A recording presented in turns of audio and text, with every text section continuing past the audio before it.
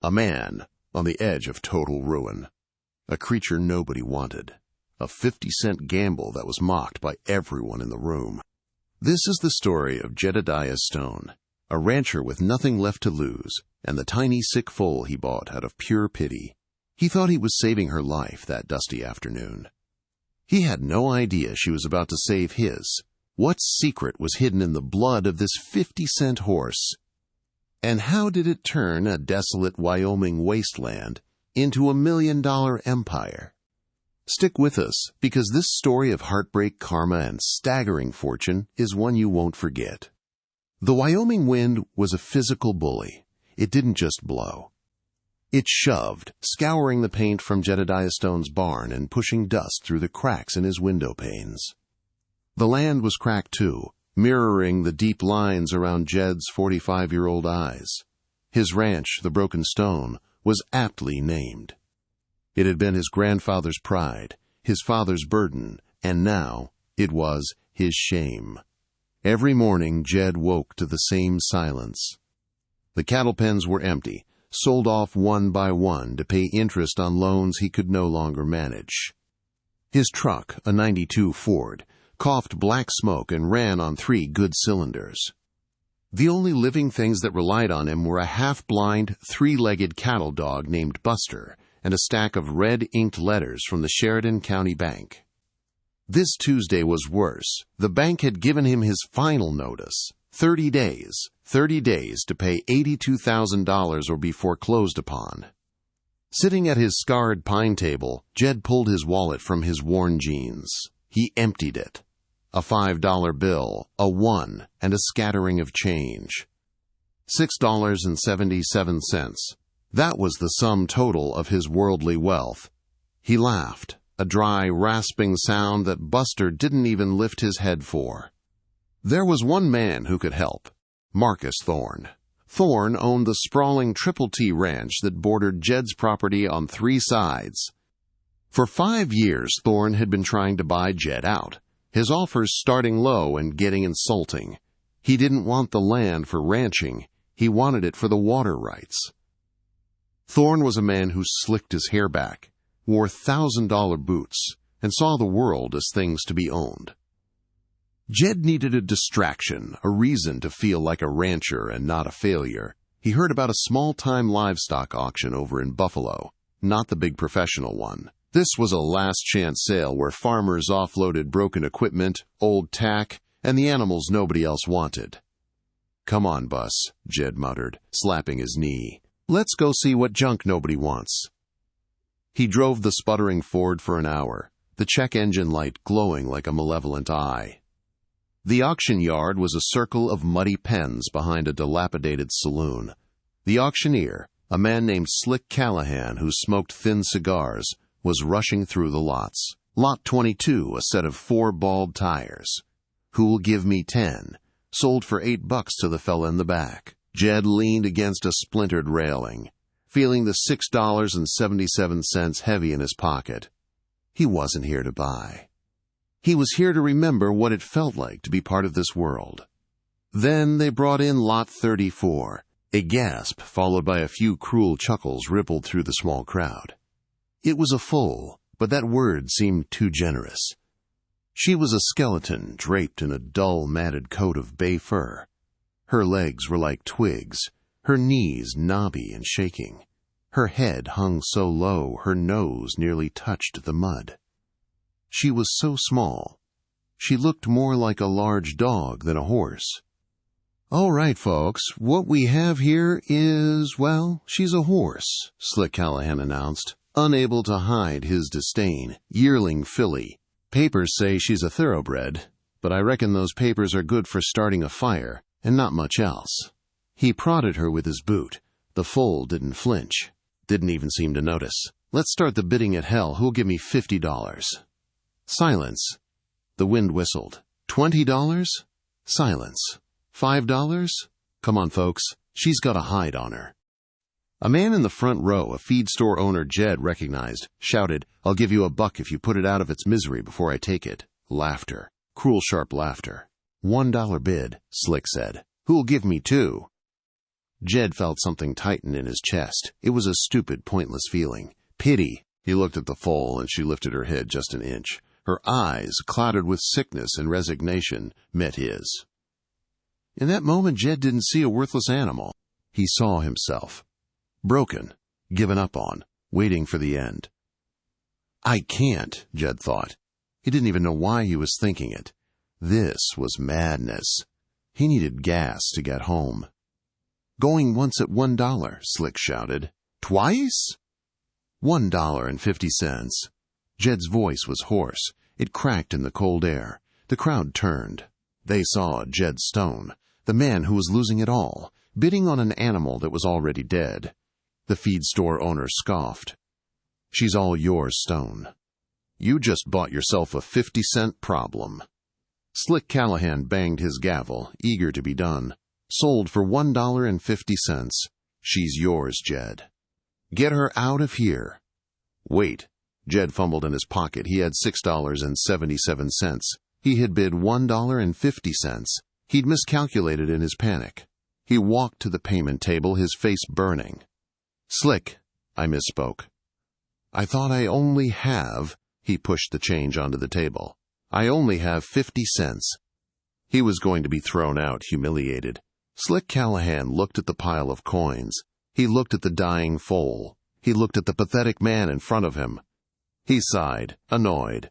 You know what? Fine. 50 cents. He swept the coins into his hand. Just get that thing off my lot before it dies and I have to pay for disposal. The laughter this time was quieter, more pathetic. Jed Stone, a man who once sold prize bulls for $5,000, had just spent his last $50 on a dying horse. Jed walked into the pen. The foal recoiled, shaking. Easy, girl, Jed whispered. I'm not going to hurt you. We're in the same boat, you and me. He unhooked his own belt, a worn leather one, and looped it gently around her neck. He couldn't even lift her into his truck bed. She was too weak to stand for it, and he was too weak to lift her. He had to lower the tailgate and coax her, half pulling, half guiding, for 10 agonizing minutes. As he drove away, he saw Marcus Thorne pull up in his gleaming black Ram 3500. Thorne saw the pathetic foal in Jed's truck bed. He didn't laugh. He just shook his head in disgust, a look of contempt that burned worse than any insult. Jed drove home, the truck sputtering, his gas gauge on E. He had $5.27 left in the world and a dying horse in the back. Well, girl, he whispered, looking at her in the rearview mirror. You cost me 50 cents. Let's call you Button. Small, barely worth noticing, but maybe you can hold something together. Button, as he'd named her, collapsed in the straw of his most sheltered barn stall. She didn't have the strength to stand. She lay on her side, her breathing shallow and ragged. Jed stared at her, the full weight of his absurd decision crashing down. He had spent his last dollars on a feeling. What have I done, Bus? He said to the dog, who sniffed the foal's nose and whined. He knew what he had to do. He drove the 20 miles to town, the gas needle vibrating on empty. He went to the feed store, the one owned by the man who'd mocked him. He walked in, his head held high, and put a $5 bill on the counter. I need a bag of milk replacer, he said. The kind for foals. The owner, a man named Henderson, looked at the 5. That won't be enough, Jed. Not for a bag. Then give me what $5 will get me. Henderson sighed, his earlier cruelty fading into simple pity. He went to the back, scooped some of the expensive white powder into a generic plastic bag, and weighed it. This will last you maybe 2 days. She's not going to make it, son. You're throwing good money after bad. Just give me the feed, Mr. Henderson. Jed took the bag, which cost $4.98. He now had 29 cents to his name. For the first 24 hours, Button wouldn't eat. Jed had to mix the replacer with warm water in an old soda bottle and force the nipple into her mouth, squeezing a few drops past her teeth. He sat with her all night, rubbing her bony frame with a horse blanket to keep her warm, the Wyoming temperature plummeting below freezing. You got to fight, he whispered to her, his own stomach growling with hunger. He'd given his last can of beans to Buster. "You hear me, Button? You gotta fight, because I don't know how to anymore. Show me how to fight." On the second morning, he went into the barn expecting to find a body. Instead, he found her, impossibly, standing. Her legs were splayed wide, trembling like a newborn foal's, but she was up. When she saw him, she let out a tiny, reedy whinny that sounded more like a squeak. A grin cracked Jed's face. It was the first time he'd smiled in months. He fed her the last of the milk replacer. She drank it greedily this time. He was out of money, utterly. He looked around his workshop, his grandfather's tools, his father's welding gear. He loaded it all into the truck, drove to the pawn shop in Sheridan, and walked out with $300. It was a betrayal of his heritage, but it felt like a victory. He went straight to the feed store and bought 2 big bags of milk replacer and a bag of high-protein senior horse feed. Then he went to the bank. He walked past the loan officer's desk and cashed the remaining $150, putting it all into an envelope labeled Button. He needed a vet. He couldn't afford one. But he knew one who still believed in favors. Dr. Elizabeth Beth Reed was a tall woman in her 60s, with a face as weathered and kind as the landscape. She pulled up in her mobile vet truck, took one look at Button, and sighed. "Jedidiah Stone, you are a sentimental fool," she said. But she was already pulling out her stethoscope. "Where in God's name did you find this one?" "Auction." 50 cents, Jed said, scratching the back of his neck. Beth listened to the foal's heart, her lungs. She checked her gums. She's severely malnourished, stunted, and she's got a heart murmur, probably from the stress and starvation. "I'd give her a 20% chance, Jed." "She stood up," Jed said stubbornly. Beth looked at him. "All heart, no body, just like you idiot." She gave the foal a B12 shot and a round of antibiotics. "This is on me, but the feed is on you. If she makes it a week, I'll come back." Button made it a week, then 2. Jed fed her every 3 hours around the clock. He slept in the stall with her. He'd used the last of his pawned money on hay and grain. The foreclosure notices were now being taped to his door. He ignored them. As Button grew, something remarkable happened. She was still tiny, comically small for a thoroughbred yearling, but she was fast. Once she was strong enough to go into the paddock, she would run circles around Buster, who would bark in frustration. She moved with an easy liquid grace that was mesmerizing. Jed found the papers Slick Callahan had mentioned, stuffed in a damp envelope. They were official, stamped by the Jockey Club. He smoothed them out. "Sire, King's Ransom." Damn, Dusty Rose. The names meant nothing to him. They were just names. But as Button began to fill out, her dull coat shedding to reveal a gleaming dark bay finish, Jed started to feel that familiar, dangerous emotion again. It wasn't pity this time. It was hope. He tacked the papers to the barn wall, King's Ransom and Dusty Rose.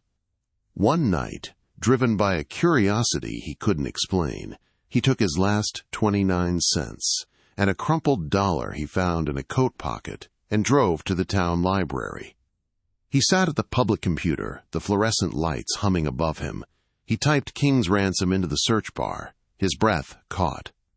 The screen filled with pictures of a magnificent black stallion, articles from Blood Horse magazine, and race results from the Kentucky Derby. King's Ransom wasn't just a horse. He was a legend, a Derby runner-up, a Preakness winner.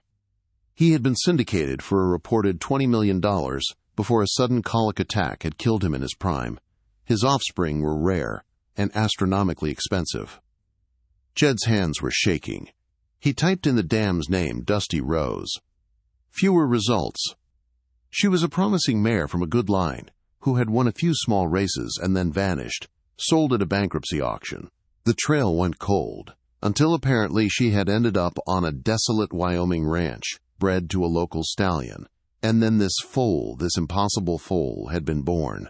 But the papers listed King's Ransom as the sire. How? He printed one article, his coin clacking into the machine. He realized the dates. The foal must have been conceived before the mare was sold, before the stallion died. She was one of the last, maybe the last daughter of King's Ransom. He walked out of the library, the world tilting. He looked at his sputtering truck, at his worn boots. He had a 50-cent horse in his barn that was, on paper, the genetic equivalent of a winning lottery ticket.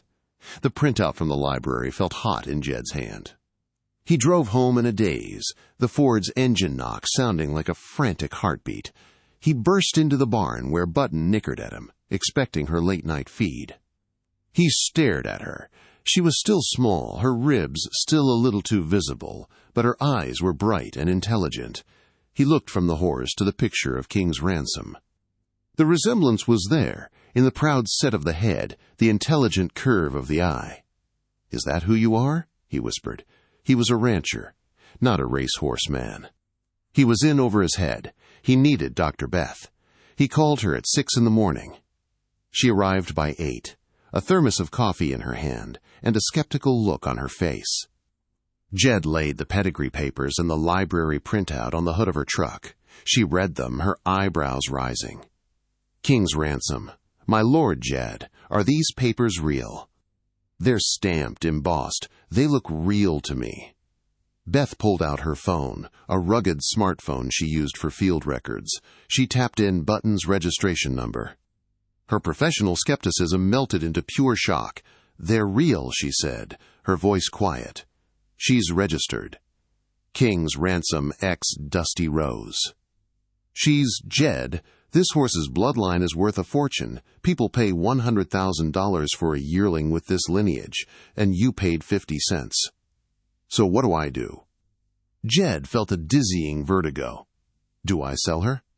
"Not yet," Beth said, her mind racing. "She's still stunted.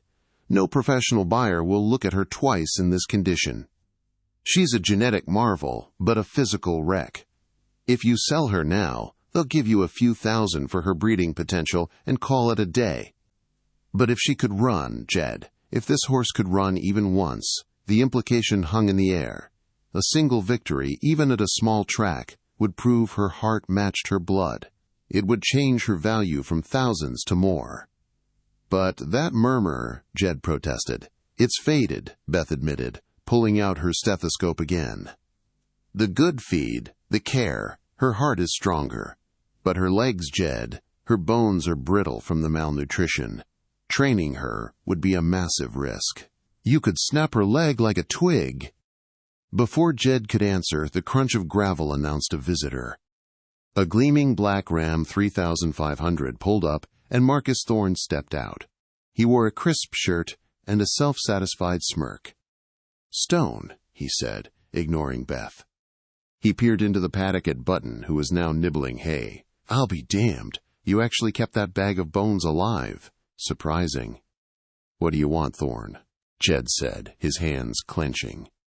"I'm here as a courtesy," Thorne said, pulling a cigar from his pocket. "The bank's auction date is set. 3 weeks. I just want you to know I will be the one placing the winning bid. I'm going to own this dump by Christmas. Get off my land." But Thorne continued, as if Jed hadn't spoken. "I'm feeling generous. I see you're attached to that little mutt horse." He gestured at Button. "My daughter's birthday is coming up. She wants a pony. I'll give you, let's say, $500 cash for the horse." A month ago, $500 would have felt like $1 million. Now Jed just felt insulted. "She's not for sale," Jed said flatly. Thorne laughed. "Not for sale, Stone? Everything you own is for sale. You just don't get to set the price. The bank does. That $500 is $500 more than you'll get when they seize her along with the rest of this trash. I said, get off my land." "You're a fool, Jed," Thorne sneered. "Always have been. You're sitting here polishing a worthless rock, pretending it's a diamond." He looked at Dr. Beth. "And you, Doc, you should know better than to encourage this kind of delusion." "I'll be the one to decide what's a delusion, Marcus," Beth said coolly.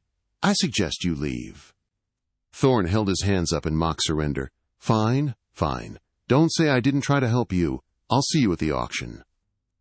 He got in his truck and spun his tires on the gravel as he left, coating Jed's battered Ford in a new layer of dust. Jed watched him go, a cold fury rising in his gut. It was a fury he hadn't felt in years. It wasn't just about the land anymore. It was about Button. He turned to Beth. "A risk, you said, to train her. A massive one," she confirmed. "But if she wins, you might just be able to tell Marcus Thorne where to shove his $500 offer." Jed nodded, a slow, determined movement. "All right. How do we teach a 50-cent horse how to win a race?" Selling his grandfather's parade saddle felt like selling a piece of his own spine. It was a Laramie model, heavy with hand-tooled leather and polished silver conchos. Jed had vowed never to part with it, but vows, he was learning, were a luxury for men who weren't 20 days from foreclosure. It brought $3,000 at a high-end collector's shop in Jackson. Jed held the cash, more than he'd seen in one place in a decade, and felt sick. But as he drove back to the ranch, the sickness turned into a grim resolve. He didn't hire a trainer. He couldn't afford one. Instead, he became one. He spent every dollar of the saddle money on the horse. He bought the highest quality oats, alfalfa, and supplements. He bought new horseshoes. He bought liniment for her legs and blankets for the cold nights. And he worked. His days became a grueling, hopeful ritual. Before sunrise, he was in the barn mucking the stall. He'd hand-walk Button for 30 minutes to warm her up. Then he'd saddle her, using a cheap second-hand training saddle, and ride her across his own barren fields. He wasn't a jockey. He was a 180-pound rancher, but he knew horses. He taught her to respond to the slightest pressure, to break into a canter, and then to run. The first time he let her go, just for a quarter-mile stretch along his fence line, he felt a power he couldn't believe. It wasn't just speed. It was an explosion. She ran with her heart, her small body flattening out, her hooves barely seeming to touch the packed dirt. He was laughing, whooping into the wind as she pulled him faster than he'd ever gone on horseback. But Dr. Beth's warning echoed in his ears. After every run, he would dismount, his hands shaking, and run his fingers down her delicate legs, feeling for heat, for swelling. "Easy, girl," he'd murmur, hosing her down. "We gotta be smart about this." He found a small, unofficial race meet at a county track in central Wyoming, the Wind River Derby. It was a joke of a race, mostly for quarter horses and ranch hands to settle bets. But it was a race. The purse was $1,000. The entry fee was $200. He circled the date on his calendar. It was 2 days before his foreclosure auction. As the day approached, the pressure mounted. The bank was calling daily. Marcus Thorne would park his truck on the ridge overlooking Jed's property, a silent, menacing observer. Then the setback came. Jed had just finished a light workout. Button seemed fine. But when he brought her back to the barn, she was favoring her right front leg. It was a subtle limp, so faint he thought he was imagining it. But it was there. He called Dr. Beth, his voice thick with panic. She was there in an hour, her portable X-ray machine in the truck. She ran her hands down the leg. Button didn't flinch, but Beth's expression was grim. She took the X-rays. 10 minutes later, she was holding the dark film up to the barn light. Jed's stomach turned to ice. "There," Beth said, pointing. "It's a chip, an osseous fragment right in the ankle joint, just like I feared. From the running?" Jed's voice was barely a whisper. "No," Beth said. "This is old. This is from the malnutrition. Her bones were weak when she was growing. They didn't form right. It's been floating in there, and the training has finally inflamed the joint. Can you fix it?" "Surgery, yes. Arthroscopic. It would cost $5,000, and she'd be laid up for 6 months. Jed stared at the calendar. 6 months? He didn't have 6 days. "What if she runs on it?" he asked. Beth looked at him, her eyes hard. "Don't be a fool, Jed. If you run her on this, one bad step, one twist, and that chip will shatter the entire joint. She'll be permanently, hopelessly lame. You'd be lucky if you don't have to put her down." Jed felt the barn walls close in. It was over, all of it. The hope, the work, the $3,000 from his grandfather's saddle. Wasted. He had traded his heritage for a broken horse. He slumped against the stall, sliding down to the hay-covered floor. He put his head in his hands. Button, sensing his despair, limped over and nudged his shoulder with her nose. "She deserves one chance," Jed said, his voice muffled. "What?" Beth asked. "She deserves one chance," he said, looking up, his eyes burning. "Everyone has looked at her entire life and said she's worthless. She's a bag of bones, a mutt horse, a 50-cent problem. She deserves one chance to show them who she is. One chance, Jed." "That is the stupidest, most sentimental thing I've ever heard. She's a racehorse, Beth. Her father won the Preakness. It's in her blood. What's worse, letting her break a leg trying, or letting her rot in a foreclosure auction when Thorne buys her for dog food?" Beth stared at him. She saw the desperation, but she also saw the truth in his words. "There is one thing we can do," she said slowly. "It's not ethical and it's not a fix, but it might get her through one race." "I'll do it. It's a nerve block," she said. "We can inject the joint. It will numb the pain. She won't feel the chip. She'll be able to run." "Jed, you understand?" Beth said, grabbing his arm. "If she runs on this, she will do more damage. The numbness just means she won't know she's doing it. After this one race, her career is over, forever. This is a one-shot deal." "One shot is all we need," Jed said. "Do it." The Wind River Downs was less a racetrack and more a glorified cow pasture. The stands were rickety wood. The track was poorly graded dirt, and the smell of stale beer and manure hung in the air. Jed's busted Ford and trailer looked right at home among the dented, rusty rigs. He had $150 left from the saddle money. The entry fee was $200. He had to borrow the last $50 from Dr. Beth, who had come just to make sure you don't kill that poor horse. Jed had found a jockey, a 17-year-old kid named Kevin Peanut Ali, who was so small and wiry he made Button look big.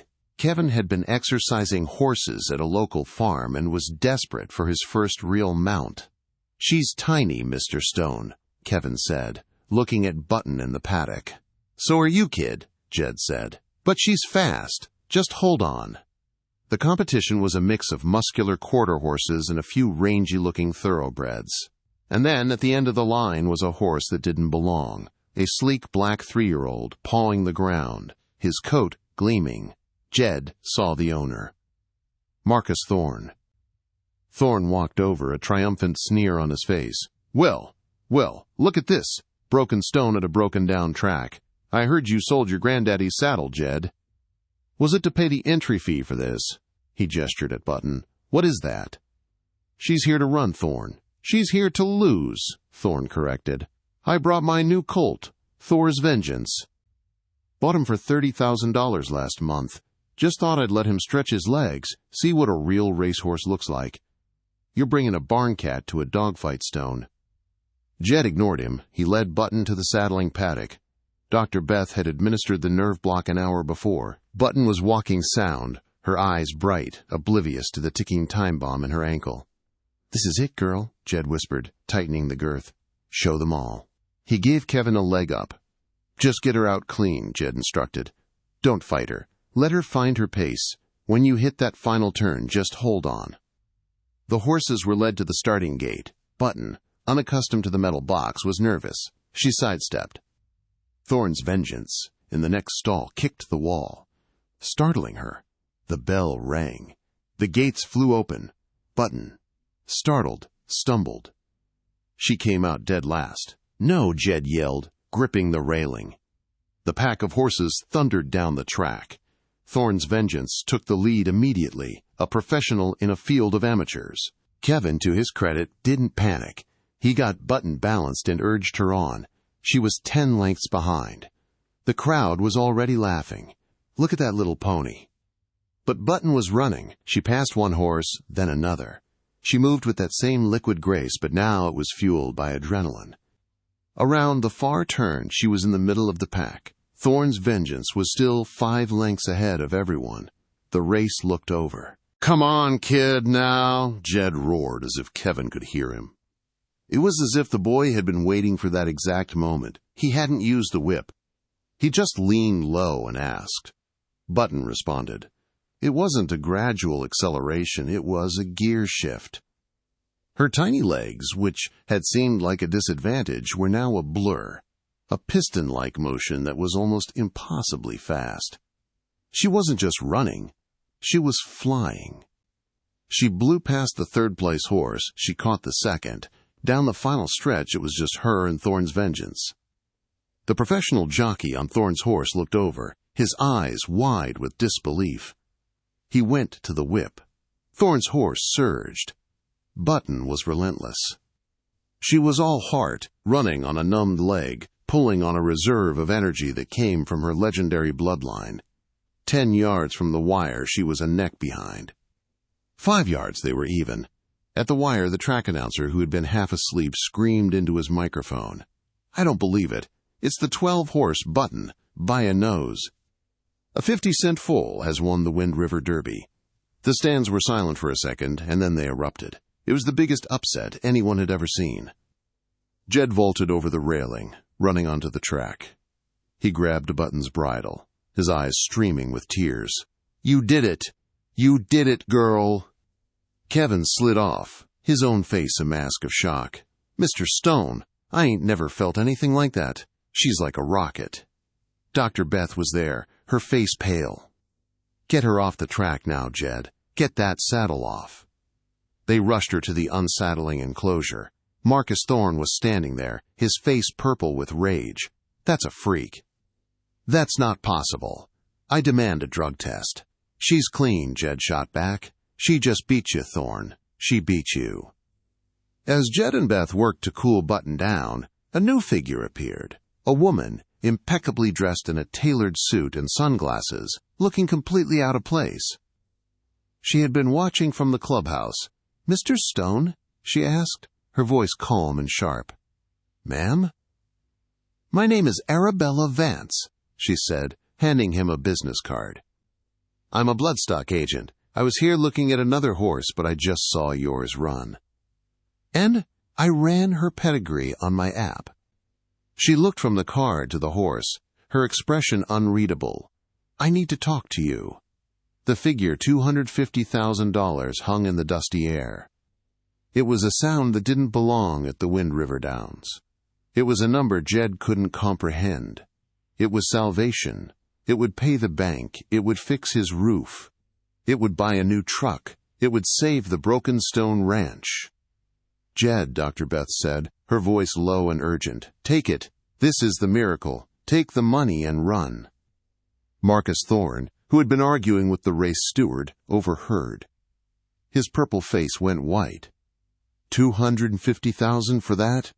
You're insane. It's a crippled half-breed. Arabella Vance didn't even look at him. She kept her cool, assessing eyes on Jed. Mr. Stone, the offer is real. Her racing career is over. We all know that. She gestured to the ankle, which was now visibly swollen as the nerve block faded. Button shifted uncomfortably. But her bloodline, it's a genetic gold mine. She's the last one. We'll take her to Kentucky, give her the best surgeons, and retire her as a broodmare. My clients will pay $250,000 as is right now. Jed looked at Button. She nudged his chest, her breathing heavy from the race and the pain. He saw the trust in her eyes. He thought of the auction, the 50 cents, the nights spent sleeping in her stall, the single glorious stretch of track where she had flown. No, Jed said. Dr. Beth gasped. Jed, don't be a fool. Arabella Vance's eyebrow raised just slightly. I beg your pardon. I said no, Jed repeated, his voice stronger. She's not just a genetic gold mine. She's got a heart. You saw it. She ran on a broken leg to win a race she had no business being in. She's worth more than that. Thorne let out a choked, hysterical laugh. He's refusing. Stone, you are the dumbest. You'll have nothing. The bank will take her anyway. You have 2 days. Mr. Stone, Arabella said, her tone hardening. This is not a negotiation. This is a salvage offer. In 48 hours, the bank will own her. and I'll buy her from them for 10 cents on the dollar. This is your only chance." "Then you'll have to buy her from the bank," Jed said, his jaw set. "Because I am not selling her." He was bluffing. He had nothing. He was 48 hours from total ruin. But as he looked at Button, he knew he couldn't sell her like a piece of equipment. Not after what they'd been through. "You're a sentimental idiot," Arabella hissed, her professional cool finally breaking. "You're throwing away your life." "Maybe," Jed said. He turned to lead Button away. "Wait." Jed stopped. Arabella Vance was staring at him, but her expression had changed. It wasn't anger. It was calculation. Respect. "You're a rancher, Mr. Stone," she said. "A man of the land. You understand stock. You're right. She does have heart. That's the intangible we look for. It's what King's Ransom had. It's called gameness." She paused, as if making a decision. "You've just passed the test. My clients, they don't just want the horse. They want the story. They want the man who saw her, who believed in her." "What are you talking about?" Jed asked. "I am withdrawing my $250,000 offer," she said. Jed's heart sank. It was over. He'd overplayed his hand. "Instead," she continued, "I am offering you a partnership. We won't buy Button. We will syndicate her. My clients in Kentucky will form a new corporation. They will pay for her surgery. They will pay for her transport. They will pay for her care and breeding at the finest stable. We will value her post-surgery at $2 million. Jed felt his knees buckle. Dr. Beth instinctively grabbed his arm to steady him. "You," Arabella said, pointing at Jed, "will retain 50% ownership. Your half, a $1 million stake. You will have say in her breeding. You will receive 50% of all foal sales.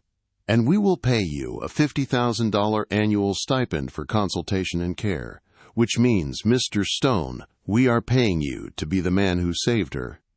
She held out her hand. "The first $50,000 payment will be wired to your bank account tomorrow morning. Will that be enough to settle your debts?" Jed looked at Marcus Thorne. The man's cigar had fallen from his open mouth. He was sputtering, his face a mask of apoplectic shock. Jed turned back to Arabella Vance. He didn't look at her hand. He looked at Button. He stroked her nose. The horse, despite her pain, leaned into his touch. He finally, slowly, took Miss Vance's hand and shook it. "My ranch," Jed said, his voice thick with emotion. "It's not the Broken Stone anymore. It's Buttonwood Ranch, and she's not leaving." Arabella smiled, a real, genuine smile. "I had a feeling you'd say that. Fine. We'll build the new breeding facility here in Wyoming. She stays with you." Jedidiah Stone, a man who had been worth $6.77, was a millionaire. The wire transfer hit Jed's account at 9 in the morning the next day. The number had so many zeros it looked like a typo. $50,000. He walked into the bank, the same bank that had been foreclosing on him, and paid off his debt in full. The bank manager stammered and offered him coffee, investment options, wealth management. Jed just took his deed, free and clear, and walked out. Within months, the ranch was transformed. A world-class breeding facility rose from the Wyoming dust. Button had her surgery, performed by the best equine surgeons in the world. She recovered perfectly. Her first foal, a strong bay colt they named 50-cent Bet, sold at auction for $300,000. Jed's share was $150,000. Marcus Thorne's Triple T Ranch went into foreclosure a year later. Thorne had gambled everything trying to compete with Jed's sudden success. He lost it all. Jed didn't bid on his land. He just watched quietly as karma ran its course. Years later, Jed sat on his wide porch. The old '92 Ford was still parked by the new barn, a humble monument. Buster, now gray in the muzzle but fat and happy, snored at his feet. He looked out at the lush, irrigated pasture. Button, healthy and magnificent, grazed by the white fence. She looked up, saw him, and let out that same low, soft nicker he'd first heard in a straw-filled stall. Jed smiled. He reached into his pocket and pulled out a coin. It was a 1974 half-dollar. He'd tracked down Slick Callahan and bought it back from him for $100. He flipped the coin in the dusk, the silver catching the last rays of the sun. He thought of the laughter, the humiliation, the absolute cold rock bottom of that day. He thought of the $6.77. The 50 cents hadn't just bought a horse. It had been a choice, a single irrational act of compassion in the face of total despair. It was the moment he stopped accepting his fate and chose to save something, and in doing so, had saved himself. The millions in the bank were just numbers, but this coin, this was the best 50 cents a man ever spent, and so the broken stone ranch was broken no more. It was rebuilt, not just on money, but on a foundation of kindness. Jedidiah Stone never forgot the day he spent his last 50 cents. It taught him that value isn't always something you can see. Sometimes the most worthless-looking things hide the greatest miracles. Button wasn't just a horse, she was a lesson in hope. A reminder that even when you're down to your last 2 quarters, one single act of compassion can change your entire world.